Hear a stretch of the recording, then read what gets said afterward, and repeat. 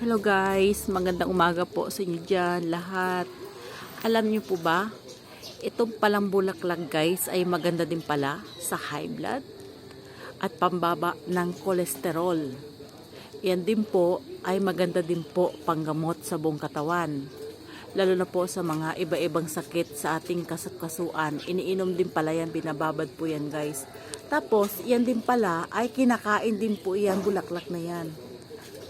Ang dami kong nakikita dati sa ganito. Akala ko anong halaman o damo lang. Pero alam niyo po ba, nung ako'y nakarating dito kay tita, alam din pala niya yung iniinom niya. Nung nakita ko lang sa reels sa iba po, yan pala ay pang high blood din pala. Maraming benepisyo pala ibibigay sa iyo yan. Kaya ayan, kapag yan may bunga, binibigyan din ako. Iniinom din namin guys. Ayan. Ayan. Ayan guys.